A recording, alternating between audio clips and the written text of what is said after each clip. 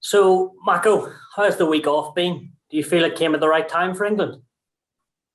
Not really. I've actually personally myself it's been nice to be home and see the family, be around the kids. But after the game, I actually felt that it would have been great to just get back into it and into the next game. To be honest, part of that is because obviously you're disappointed, but another part is we feel like as a team we've stepped up our performance from the previous two games, and you just want to keep going on that really, and hopefully try and put things right.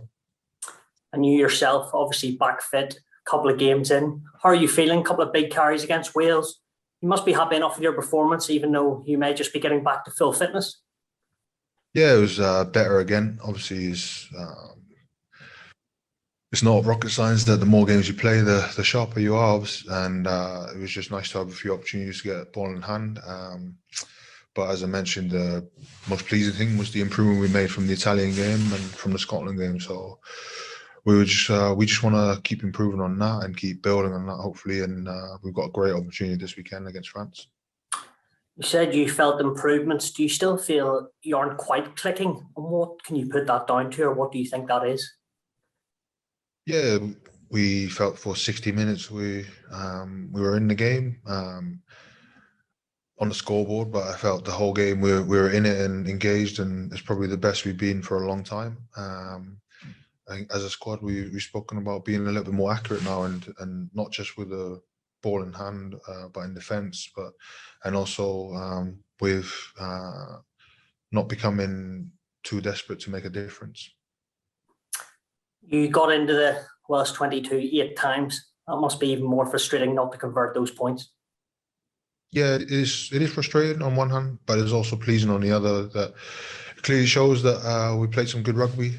To be able to get into the opposition 22 it's not easy, but it shows that we have the ability to get out of our half and play some good rugby, that we're able to get pressure down there. So as mentioned, there's still some improvements in terms of being accurate to finishing or to come back with some points, but that was probably the most exciting thing for this week, was building on that aspect of the game. And on Saturday, obviously, France, side that haven't been beaten in the competition. You must be looking forward to that clash.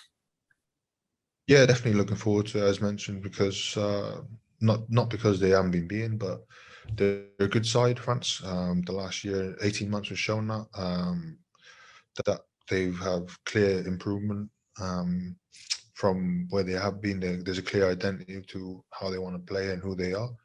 And on their day, they're probably one of the best teams in the world. So it's exciting in itself that you get the challenge against one of the better teams. And you yourself, obviously, if you're defending on the fringes, you're going to have to look out for Antoine Dupont, aren't you? Yeah, hopefully I wouldn't be on the edges. Probably want to be in and around the ruck a bit more, but no, he's a class player.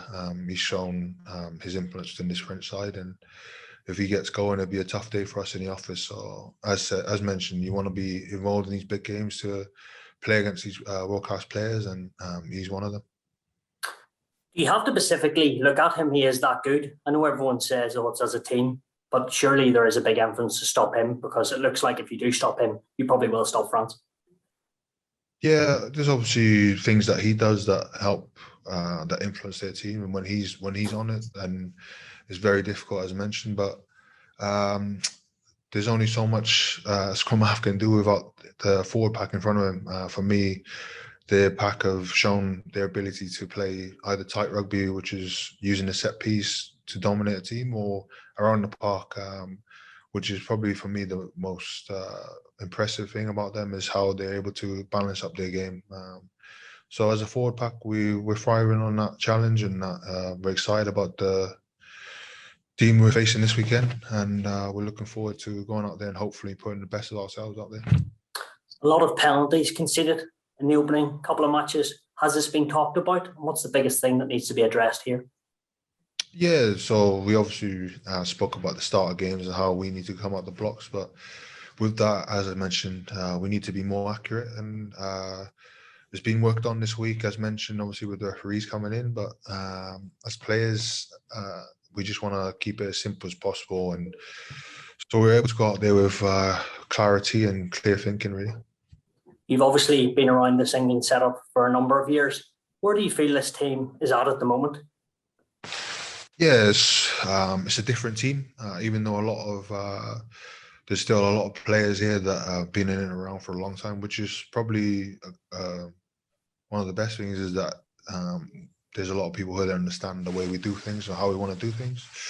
But there's also a lot of new faces, and not just not saying in the squad, but also the whole squad as a general. That there's some young boys come in, but that doesn't mean that it changes much for us. It's all about just making sure that we're all on the same page. We understand what we want to be as a team, which I feel we have done. There's been some good learning from the last 3 games, sorry. And as a team, we'd probably say there's still no one knows how much more we can improve, which is the most exciting thing. Are you concerned in any way this Six Nations could turn out to be like the 1 in 2018 where you struggled? Not really. I think we can only control what we can, which is the preparation for the French game. We obviously want to go out there and win every game. We're not in a position to win the Six Nations, but we can't think too much about how results are, and it's all about for us being in the moment and doing the right things in the right time for the team. But then you also learn the most when you lose. It's very easy to, when you win games, to brush over things that need improving. I think we've spoken about that, and 2018 for us led to 2019, and we've got another great opportunity to learn from this and see how far we can improve. And how close do you think you are to getting back to your best? Personally, not too sure, to be honest. As I mentioned earlier, the more games that you play, the sharper you get. But it's one of those things that you can only do your bit for the team if you're physically and mentally ready for it. So I'm taking it day by day and just trying to keep improving every session I'm out there with the team, and doing my role for them, whatever that may be. And finally, with both teams desperate for a win for different reasons, do you think that's going to make Twickenham on Saturday very, very interesting?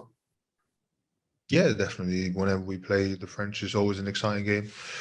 No matter the score, two good teams going out against each other. They obviously got aspirations to win the tournament, and we want to just go out there and perform as well as we can, and we want to win the game as well. So it'll be a great contest, as they always are, and one we're looking forward to. Be nice to ruin their Grand Slam ambitions, wouldn't it? If we, as I mentioned earlier, if we can improve from the Welsh game, then the results will take care of itself. For us, it's all about how we're able to go out there and put the best of ourselves out there. And if we can do that, then we'll be happy either way.